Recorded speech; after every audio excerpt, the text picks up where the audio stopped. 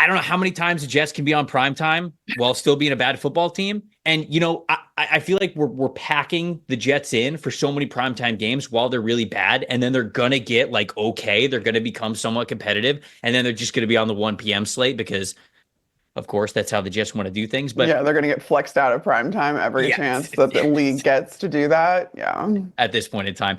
Texans, they're a beat up football team. They're going up against the Jets, who feels like, if last week wasn't do or die against New England Patriots, it doesn't get much more do or die than right now for the rails falling off. They're hosting this Thursday night football matchup against the Texans. As we often do, we'll start with a matchup that matters. Then we'll get into a plus factor in this game. Carmen, I'll start with you. What is your matchup that matters to watch for Thursday night football? Yeah, I don't know how long we're going to keep doing this of like, this is the do or die game. Like they lost to the Patriots last week. Like it feels like one of those that game and this whole situation with the Jets feels like whenever you tell your friends like, all right, I'll do one more, and then like it doesn't go well for you, and you just go, okay, no, but that didn't count. This is the last one. This is the last one here. That feels like it's the Jets season. I literally just got an idea that I should have tweeted out last week, but I didn't. Like the Ocean's 11. Like, do you think we need one more?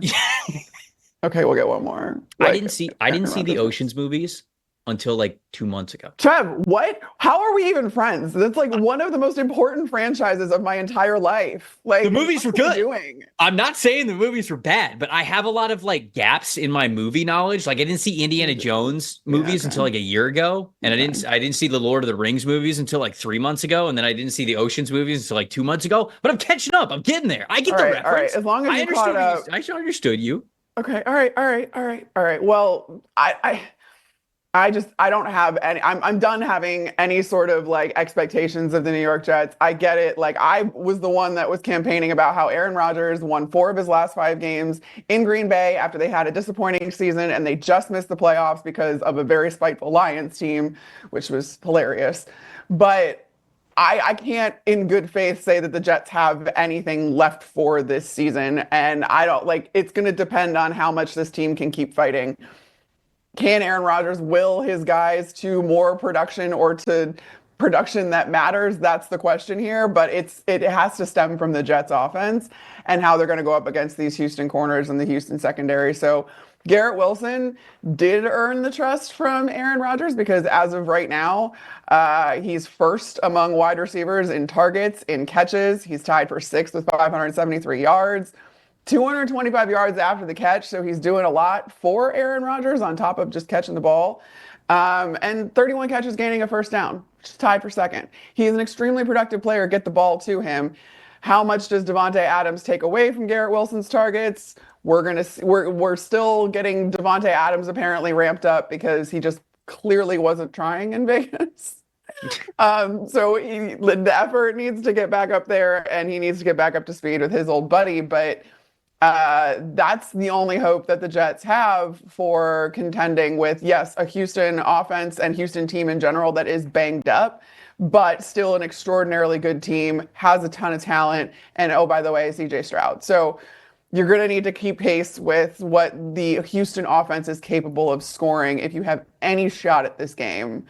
So that's my matchup that matters there is basically these receivers in the Houston secondary. No, I agree with you, especially the Davante Adams side of things. Like I think we're going to see more targets for Davante than we have yet with him in a Jets uniform with their back completely against the wall. If it wasn't over last week, then, this is the week where it's like, okay, well, Rodgers is going to go down swinging. It feels like he's going to give Davante 15 targets this game. And not that Garrett Wilson's not going to get his own as well, but I really feel like they're going to force the ball to Davante Adams. And I think the other team is going to know that as well. But, you mentioned how much the Texans can really light up the scoreboard, and they definitely can. But still no Nico Collins. This is the last week that he is on IR. Stephon Diggs now out for the year with a torn ACL. And so it is going to look a little bit different. So my matchup that matters is John Mechie at Xavier Hutchinson, that kind of next man up receiver outside of Tank Dell.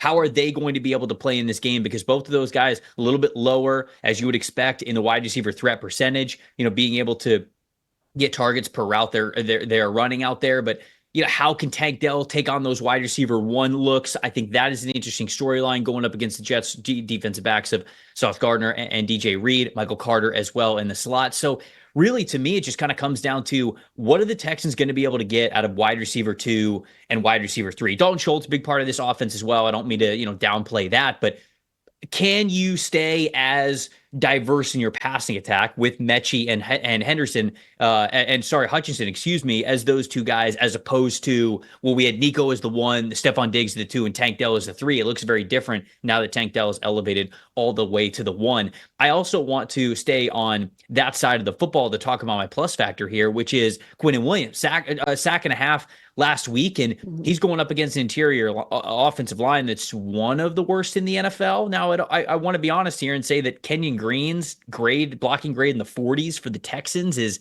bringing that down that group as a whole, but they're 25th in the NFL when it comes to blocking grade for just their interior offensive linemen. And as much as I think the offensive guys are kind of fed up with the losing ways for the Jets, I think Quinnen's fed up too. And this could be a big time Quinnen Williams eats type of a performance. I think he could get 2 sacks in this game with how much the interior offensive line is struggling for the Texans. Now, Stroud's been able to play well under pressure. We'll see if he continues to be able to do that. But I do think that Quinnen is going to be able to get into the backfield. Who's your plus factor in this game? Yeah, I'm sticking kind of to the Jet side of things just because of, again, I guess I am playing into the do or die thing with all of this. I don't know. I keep saying it's over if they lose this game, and then they lose the game, and I'm like, oh, well, it's Breece Hall. And it's because he rounds out the Jets offense. I talked about the receivers and, going against guys like Derek Stingley Jr., but Breece Hall is included in that because he does catch the ball out of the backfield so much. He is such a reliable target for Aaron Rodgers.